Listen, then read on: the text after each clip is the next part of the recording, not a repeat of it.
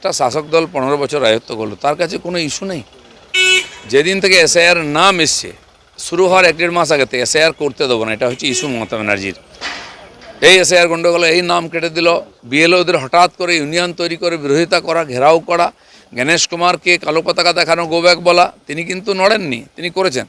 আর কালকে ভোটের শেষ পর্যন্ত সেন্ট্রাল ফোর্স এসআইআর নাম কেটে গেছে, এটাই ইস্যু। এইভাবে কোনো সরকার দুয়ার জিতে আসতে পারে? আমার মনে হয় বাঙালির ঘিলু শুকিয়ে যায়নি যে তাকে আবার ভোট দেবে।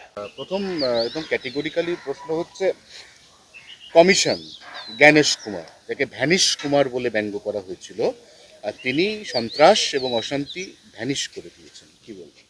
যারা বলছিল তারাই ভ্যানিশ হওয়ার মতো পরিস্থিতি তৈরি হয়েছে। দেখুন, আমি আপনাদেরকে এখানে দাঁড়িয়েই বলেছিলাম যে খুব বড় চ্যালেঞ্জ নিয়েছে নির্বাচন কমিশন, 2 ফেজে ভোট করে। যদি শান্তিপূর্ণ ভোট করে, এটা ঐতিহাসিক ভোট হবে, আর সেটা হয়েছে। চাইলে প্রশাসন অনেক কিছু করতে পারে। কালকে শুধু গণেশ কুমার নয়, সেন্ট্রাল ফোর্স তো তাদের ডিউটি করেছে। পশ্চিমবাংলা পুলিশেরও বডি ল্যাঙ্গুয়েজ চেঞ্জ হয়ে গেছে। তারাও চাইছেন যে আমাদের সুযোগ দেওয়া হোক, আমরাও করে দেখাবো। আমার মনে হয় সেই সুযোগটা জনতা তাদের দেবে। পুলিশের বডি ল্যাঙ্গুয়েজ চেঞ্জ হওয়া, এটা কি মর্নিং শোজ দ্য ডে? এক প্রকার তাই, কারণ পুলিশই সবচেয়ে বেশি পাবলিক কন্ট্যাক্ট করে, পাবলিকের গালাগালিও খায়, পাবলিকের মারও খায়, ভালো কাজে প্রশংসাও পায়। কারণ তারা আগে থেকে বুঝতে পারেন যে কি হতে যাচ্ছে। তা নাহলে একজন সাধারণ পুলিশ অফিসার যেভাবে কার্তিকবাবুকে চমকাচ্ছিল, মানে সোজা কথাটা সোজাভাবে বলছিল, এইভাবে পিঠ সোজা করে কথা বলা পুলিশ আমরা বাংলায় দেখিনি। এটা খুব ভালো লেগেছে আমার। আমাদের মন্ত্রিসভা নিয়ে বিস্তর ফেসবুক চর্চা হচ্ছে, জল্পনা হচ্ছে, এই মন্ত্রী ও ওই মন্ত্রী, আপনি বিষয়টা কতটা সিরিয়াসলি নিচ্ছেন? আমি মিডিয়ার বলে সোশ্যাল মিডিয়ার চর্চা করি না। আমার প্রোগ্রামের খালি ছবি দিয়ে, সেজন্য সোশ্যাল মিডিয়ায় নেই, আমি ফেসবুকে নেই, ফেস টু ফেস সবসময় থাকি। তো কিছু লোক আছে সোশ্যাল মিডিয়াতে সরকার তৈরি করে, ভাঙে, মিনিস্ট্রি তৈরি করে, প্রত্যেকবারই হয়, তাদেরকে একটু মাথা খাটাতে দিন। এমনি অফ দ্য রেকর্ড আপনার পছন্দের মিনিস্ট্রি কি, কোন দপ্তর, আপনি কোনটা স্বচ্ছন্দ? আমি তো সরকার চাইছি, মিনিস্ট্রি নয়। আগে সরকার হোক, তারপরে মিনিস্ট্রির কথা হবে। আর এখন পশ্চিমবাংলার মানুষ সরকার পাল্টাতে চাইছে। দেখছেন না, কাল থেকে আবহাওয়াই পাল্টে গেছে কীরকম। সরকার তো পাল্টাবেই।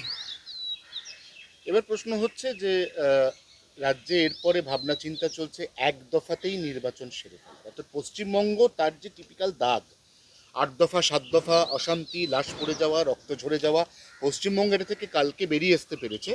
এবার পশ্চিমবঙ্গ নির্বাচন কমিশন তারা একটা ভেতরে ভেতরে পরিকল্পনা করছেন এক দফায় যদি নির্বাচন। 8 বার থেকে 2 বারে আসে, একবারেও হতে পারে।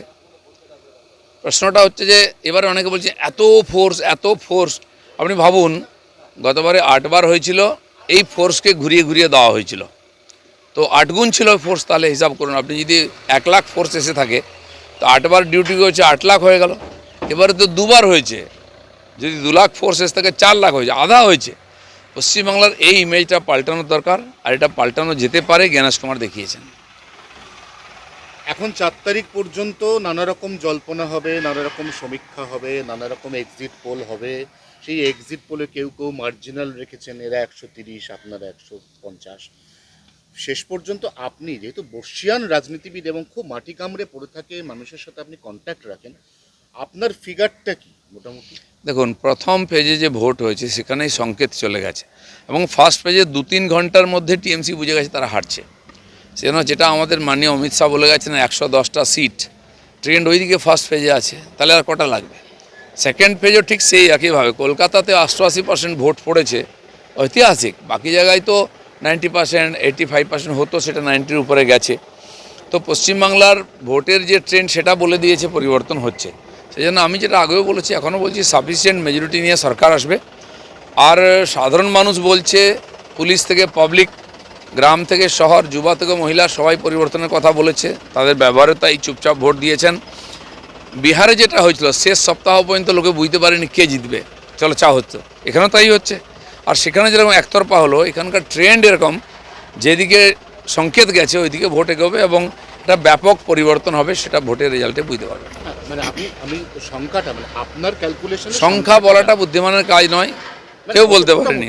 না, আমি বললাম তো সাফিসিয়েন্ট মেজরিটি, যাতে পেছনে তাকাতে হবে না, বুক ফুলিয়ে সরকার চালাতে পারে বিজেপি, এরকম মেজরিটি পাবে। অন্য দল থেকে তাহলে না না, প্রশ্নই নেই, ভাঙানোর প্রশ্ন নেই। ভেঙে যদি কেউ আসে, তাকে সম্মান দেবো আমরা, আসতেই পারলো। আর শেষ প্রশ্ন হচ্ছে যে প্রচুর সমালোচনা গণেশ কুমারকে নিয়ে 2.5 মাস ধরে চলেছে। যবে থেকে এসআইআর শুরু হয়েছে তবে থেকে একটা এমন দিন নেই যেখানে রাজ্যের শাসক দল, অর্থাৎ এই মুহূর্তেও যারা শাসক দল, তারা তাকে ক্রুশবিদ্ধ করতে শুধু বাকি রেখেছেন। না দেখুন, আপনি একটা শাসক দল 15 বছর রাজত্ব করলো, তার কাছে কোনো ইস্যু নেই। যেদিন থেকে এসআইআর নাম এসছে, শুরু হওয়ার 1-1.5 মাস আগে থেকে এসআইআর করতে দেবো না, এটা হচ্ছে ইস্যু মমতা ব্যানার্জির। এই এসআইআর গণ্ডগোল, এই নাম কেটে দিল, বিএলওদের হঠাৎ করে ইউনিয়ন তৈরি করে বিরোধিতা করা, ঘেরাও করা, গণেশ কুমারকে কালো পতাকা দেখানো, গো ব্যাক বলা, তিনি কিন্তু নড়েননি, তিনি করেছেন। আর কালকে ভোটের শেষ পর্যন্ত সেন্ট্রাল ফোর্স এসআইআর নাম কেটে গেছে, এটাই ইস্যু। এইভাবে কোনো সরকার দুয়ার জিতে আসতে পারে? আমার মনে হয় বাঙালির ঘিলু শুকিয়ে যায়নি যে তাকে আবার ভোট দেবে। প্রথম একদম ক্যাটেগরিক্যালি প্রশ্ন হচ্ছে, কমিশন গণেশ কুমার, যাকে ভ্যানিশ কুমার বলে ব্যঙ্গ করা হয়েছিল, আর তিনি সন্ত্রাস এবং অশান্তি ভ্যানিশ করে দিয়েছেন, কি বলবেন? যারা বলছিল তারাই ভ্যানিশ হওয়ার মতো পরিস্থিতি তৈরি হয়েছে। দেখুন, আমি আপনাদেরকে এখানে দাঁড়িয়েই বলেছিলাম যে খুব বড় চ্যালেঞ্জ নিয়েছে নির্বাচন কমিশন, 2 ফেজে ভোট করে। যদি শান্তিপূর্ণ ভোট করে, এটা ঐতিহাসিক ভোট হবে, আর সেটা হয়েছে। চাইলে প্রশাসন অনেক কিছু করতে পারে। কালকে শুধু গণেশ কুমার নয়, সেন্ট্রাল ফোর্স তো তাদের ডিউটি করেছে। পশ্চিমবাংলা পুলিশেরও বডি ল্যাঙ্গুয়েজ চেঞ্জ হয়ে গেছে। তারাও চাইছেন যে আমাদের সুযোগ দেওয়া হোক, আমরাও করে দেখাবো। আমার মনে হয় সেই সুযোগটা জনতা তাদের দেবে। পুলিশের বডি ল্যাঙ্গুয়েজ চেঞ্জ হওয়া, এটা কি মর্নিং শোজ দ্য ডে? এক প্রকার তাই, কারণ পুলিশই সবচেয়ে বেশি পাবলিক কন্ট্যাক্ট করে, পাবলিকের গালাগালিও খায়, পাবলিকের মারও খায়, ভালো কাজে প্রশংসাও পায়। কারণ তারা আগে থেকে বুঝতে পারেন যে কী হতে যাচ্ছে। তা নাহলে একজন সাধারণ পুলিশ অফিসার যেভাবে কার্তিকবাবুকে চমকাচ্ছিল, মানে সোজা কথাটা সোজাভাবে বলছিল, এইভাবে পিঠ সোজা করে কথা বলা পুলিশ আমরা বাংলায় দেখিনি। এটা খুব ভালো লেগেছে আমার। আমাদের মন্ত্রিসভা নিয়ে বিস্তর ফেসবুক চর্চা হচ্ছে, জল্পনা হচ্ছে, এই মন্ত্রী ও ওই মন্ত্রী। আপনি বিষয়টা কতটা সিরিয়াসলি নিচ্ছেন? আমি মিডিয়ার কি বলে সোশ্যাল মিডিয়ার চর্চা করি না।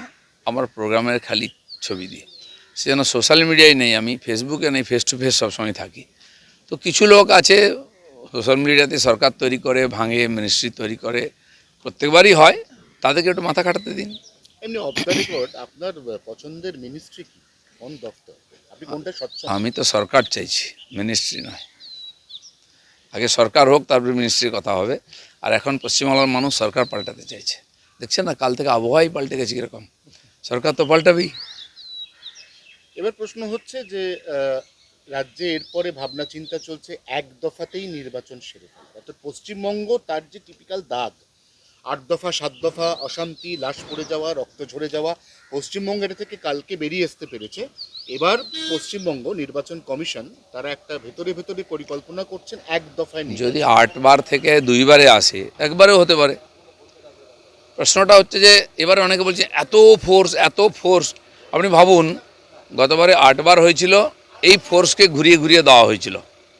তো 8 গুণ ছিল ফোর্স, তাহলে হিসাব করুন। আপনি যদি 1 লাখ ফোর্স এসে থাকে, তো 8 বার ডিউটি হচ্ছে 8 লাখ হয়ে গেল।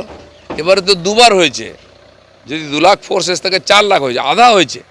পশ্চিমবাংলার এই ইমেজটা পাল্টানোর দরকার, আর এটা পাল্টানো যেতে পারে, গণেশ কুমার দেখিয়েছেন।